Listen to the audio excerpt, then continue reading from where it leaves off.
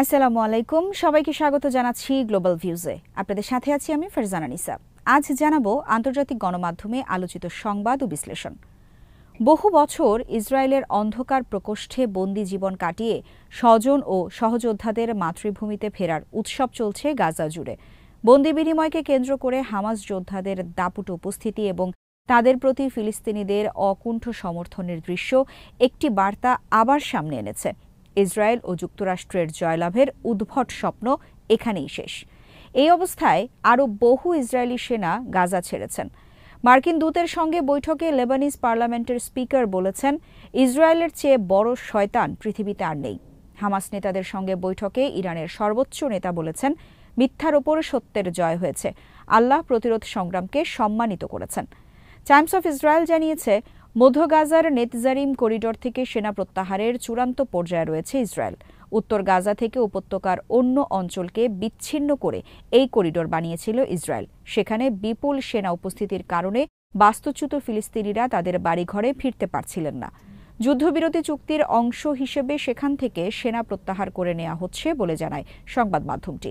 খবরে বলা হয়, সম্প্রতি করিডোরের উত্তর অংশ থেকে বিপুল সেনা সরে যাওয়ার পর উত্তর গাজার অধিবাসীরা তাদের বাড়িঘরে ফিরতে শুরু করেন।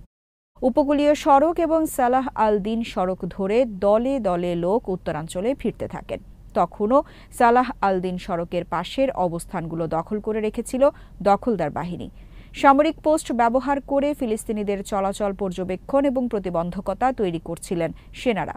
শর্ত অনুযায়ী চুক্তি কার্যকরের ২১ দিনের মধ্যে নেতজারিম করিডোর থেকে ইসরায়েলি বাহিনীকে পুরোপুরি প্রত্যাহার করে নেয়ার কথা। আল মায়াদিন বলেছে, নেতজারিম থেকে সেনাদের পুরোপুরি প্রত্যাহারের কাজ চললেও ফিলাডেলফি করিডোরে এখনও অবস্থান করছে দখলদার বাহিনী। চুক্তি অনুযায়ী চুক্তির ৫০ দিনের মধ্যে মিশরের সঙ্গে গাজা সীমান্ত বরাবর এই সরু করিডোর থেকে ইসরায়েলি সেনাদের সরে যাওয়ার কথা। অনেক বিশ্লেষক বলছেন, ইসরায়েলি প্রধানমন্ত্রী বেনিয়ামিন নেতানিয়াহু এবং মার্কিন প্রেসিডেন্ট ডোনাল্ড ট্রাম্পের গাজা খালি করার পরিকল্পনা প্রকাশের পর এই চুক্তির স্থায়িত্ব নিয়ে সন্দেহ তৈরি হয়েছে। তবে ইসরায়েলি ও মার্কিন পরিকল্পনা প্রতিহত করার ঘোষণা দিয়েছেন গাজার প্রতিরোধ সংগঠনগুলো। যুদ্ধবিরতির প্রথম ধাপে ৫ম ব্যাচের বন্দি বিনিময়ের ফুটেজ প্রকাশ করেছে হামাসের সামরিক শাখা আল কাসসাম ব্রিগেডস। এতে দেখা যায়, কাসসামের যোদ্ধারা ৩ ইসরায়েলিকে মুক্তির কথা ঘোষণা করছেন এবং মুক্ত ইসরায়েলিরা কাসসামের যোদ্ধাদের ধন্যবাদ জানাচ্ছেন। এ সময় এক বন্দী বাকি বন্দীদের ফিরিয়ে আনার জন্য চুক্তির দ্বিতীয় ধাপ সম্পন্ন করতে ইসরায়েল সরকারের প্রতি আহ্বান জানান। অন্যজন বলেন, ইসরায়েলি সরকার এবং সেনাবাহিনী গাজায় বন্দী তার ভাইকে হত্যা করেছে। এরপর তিনি জোর দিয়ে বলেন, মধ্যস্থতাই অন্য বন্দীদের মুক্ত করার একমাত্র পথ।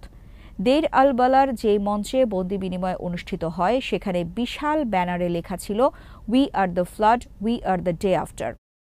এ সময় সমরাস্ত্রের গিয়ারে হাত রেখে দাঁড়িয়েছিলেন সামরিক ইউনিফর্ম পরিহিত যোদ্ধারা। এই দৃশ্য ইসরায়েলে ব্যাপক ক্ষোভের জন্ম দিয়েছে। ইসরায়েলের i24 নিউজের আরব বিষয়ক ভাষ্যকার জোভি ইয়েহেজকেলি বলেছেন, এই দৃশ্য ইসরায়েলের জন্য অপমানজনক। হামাস এর মাধ্যমে বিশ্বকে, বিশেষ করে ডোনাল্ড ট্রাম্পকে কঠোর বার্তা দিতে পেরেছেন। তিনি বলেন, ইসরায়েল হামাসকে সামরিকভাবেও পরাজিত করতে পারেনি, গাজার শাসন ব্যবস্থায় তাদের সক্ষমতাও হ্রাস করতে পারেনি। হামাস শনিবার এই ৩ ইসরায়েলিকে মুক্তি দেয়। মুক্তি পাওয়া বন্দীরা হলেন ইলাই শরাবি, অর লেভি এবং ওহাদ বেন এমি। গাজার মধ্যাঞ্চলীয় শহর দেইর আল বালা থেকে আন্তর্জাতিক রেড ক্রস কমিটির মাধ্যমে তাদেরকে মুক্তি দেওয়া হয়। রেড ক্রসের কাছে তাদের হস্তান্তরের জন্য হামাস দেইর আল বালায় একটি মঞ্চ স্থাপন করে। এই ৩ বন্দীর বিনিময়ে ইসরায়েল তাদের কারাগারে বন্দী থাকা ১৮৩ জন ফিলিস্তিনিকে মুক্তি দিয়েছে। ২০২৩ সালের ৭ অক্টোবর ইসরায়েলে আল আকসা ফ্লাড অভিযান চালানোর সময় এই সব বন্দীকে গাজায় নিয়ে আটকে রেখেছিল হামাস। মুক্তি পাওয়ার পর এই ৩ বন্দীকে রেডক্রস গাজায় অবস্থান করা ইসরায়েলি বাহিনীর কাছে হস্তান্তর করে। তাদের বিনিময়ে ইসরায়েল যে ১৮৩ ফিলিস্তিনি বন্দীকে মুক্তি দিয়েছে, তাদের মধ্যে ১৮ জন যাবজ্জীবন কারাদণ্ডে দণ্ডিত ছিলেন। অপর ১১১ জনকে গাজা যুদ্ধ চলার সময় ধরে নিয়ে যাওয়া হয়েছিল বলে হামাস জানিয়েছে। বন্দি বিনিময় চুক্তির আওতায় মুক্তি পাওয়ার জন্য ৭০০ জনেরও বেশি ফিলিস্তিনির একটি তালিকা প্রকাশ করেছে ইসরায়েল। তাদের মধ্যে ২৩০ জনেরও বেশি যাবজ্জীবন কারাদণ্ড ভোগ করছেন।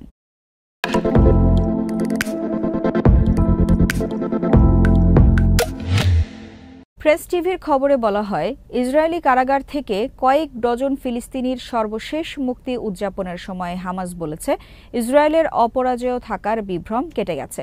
শনিবার এক বিবৃতিতে সংগঠনটি বলেছে, গণহত্যামূলক যুদ্ধে বিজয়ের যে উদ্ভট স্বপ্ন দেখেছিল নেতানিয়াহুগং, সর্বশেষ পরিস্থিতি সেই স্বপ্নকে ভেঙে চুরমার করে দিয়েছে। হামাস বলেছে, বন্দি বিনিময় প্রক্রিয়ার যে দৃশ্য বিশ্ব দেখেছে এবং প্রতিরোধ সংগ্রামের আগামী দিনের পরিকল্পনা নিয়ে যে বার্তা এসেছে, তাতে কারও বোঝার বাকি নেই যে প্রতিরোধ যোদ্ধারা জয় করায়ত্ত করেছেন এবং স্বাধীন ফিলিস্তিন নিয়ে তাদের স্বপ্ন বাস্তবায়নের কাছাকাছি। বিবৃতিতে বলা হয়, প্রতিরোধ সংগ্রামের প্রতি ফিলিস্তিনিদের অকুণ্ঠ সমর্থন এবং দৃঢ়তার সঙ্গে ইসরায়েলি দখলদারিত্ব প্রত্যাখ্যান এটাও প্রমাণ করেছে, গাজাবাসীকে বাস্তুচ্যুত করা নিয়ে মার্কিন প্রেসিডেন্টের প্রকল্প বড় ধরনের ব্যর্থতায় পর্যবসিত হবে। লেবানিজ পার্লামেন্টের স্পিকার নাবিহ বেরি মার্কিন দূত মর্গান অর্টাগাসের সঙ্গে এক বৈঠকে বলেছেন, ইসরায়েল চূড়ান্ত ধরনের শয়তান। তিনি জোর দিয়ে বলেন, লেবানিজ ভূখণ্ডে ইসরায়েলের অব্যাহত দখলদারিত্ব দৃঢ়ভাবে মোকাবেলা করতে হবে।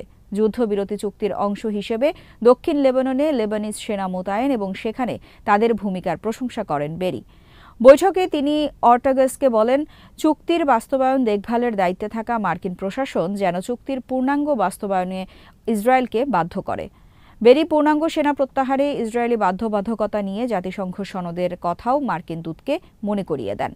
বৈঠকে লেবাননে মার্কিন রাষ্ট্রদূত লিসা জনসনও উপস্থিত ছিলেন।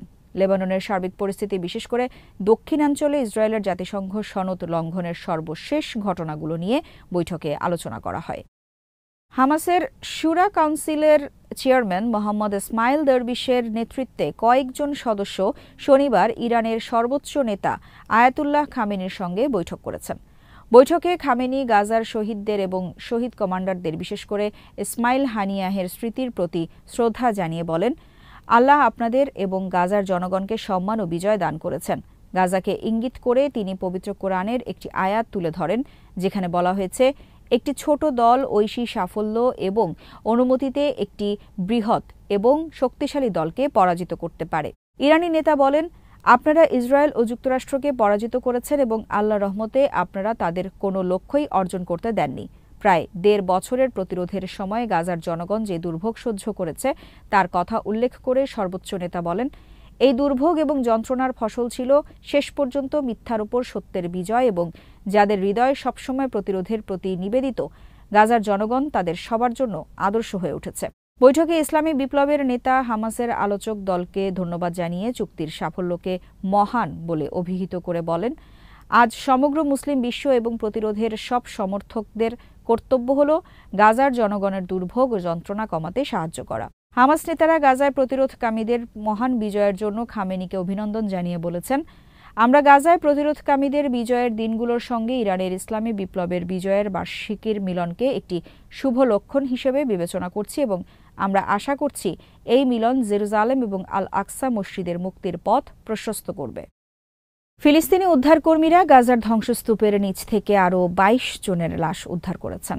এর ফলে ২০২৩ সালের অক্টোবর থেকে গাজা উপত্যকায় ইসরায়েলের গণহত্যামূলক যুদ্ধে নিহত ফিলিস্তিনিদের সংখ্যা ৪৮,১৮১ জনে পৌঁছেছে বলে শনিবার গাজার স্বাস্থ্য মন্ত্রণালয় জানিয়েছে। মন্ত্রণালয়ের এক বিবৃতিতে বলা হয়, ইসরায়েলি গোলাবর্ষণে সর্বশেষ ৪৮ ঘণ্টায় ৪ জন ফিলিস্তিনি নিহত হন, তারাও প্রাণহানির এই সংখ্যায় রয়েছেন। বিবৃতিতে আরও বলা হয়, আরও ৬ জন আহত ব্যক্তিকে হাসপাতালে ভর্তি করা হয়েছে। এতে করে ইসরায়েলি হামলায় আহতের সংখ্যা ১,১১,৬৩৮ জনে পৌঁছেছে। অনেক মানুষ এখনও ধ্বংসস্তূপের নিচে এবং রাস্তায় পড়ে থাকলেও উদ্ধারকারীরা তাদের কাছে পৌঁছাতে পারছেন না। ১৯ জানুয়ারি যুদ্ধবিরতি কার্যকর হওয়ার পর থেকে ফিলিস্তিনি স্বাস্থ্যকর্মীরা গাজার ধ্বংসস্তূপের নিচ থেকে মোট ৫৭২ জনের লাশ উদ্ধার করেছেন। এদিকে যুদ্ধবিরতির মধ্যেই পূর্ব লেবাননে ড্রোন হামলা চালিয়েছে ইসরায়েলি বাহিনী। এতে অন্তত ৬ লেবানিজ নিহত ও ২ জন আহত হওয়ার খবর পাওয়া গেছে। আল জাজিরার প্রতিবেদনে বলা হয়, শনিবার লেবাননের পূর্ব বেকা অঞ্চলের জেন্নাতা শহরের কাছে সারা এলাকায় ড্রোন হামলা চালায় ইসরায়েল। গত বছরের ২৭ নভেম্বর ইসরায়েল ও হিজবুল্লাহর মধ্যে প্রথম ধাপের যুদ্ধবিরতি চুক্তি হয়। চুক্তির শর্ত অনুযায়ী ২৬ জানুয়ারির মধ্যে দক্ষিণ লেবানন থেকে সব ইসরায়েলি সেনা প্রত্যাহারের কথা ছিল। পরে যুক্তরাষ্ট্রের মধ্যস্থতায় এর মেয়াদ বাড়িয়ে ১৮ ফেব্রুয়ারি নির্ধারণ করা হয়। আজ এখানেই শেষ করছি। সবাই ভালো থাকুন, সুস্থ থাকুন আর দেখতে থাকুন বিডি ভিউজ। চ্যানেলটি ভালো লাগলে সাবস্ক্রাইব করুন, সংযুক্ত থাকুন আমাদের ফেসবুক পেজে। আল্লাহ হাফেজ।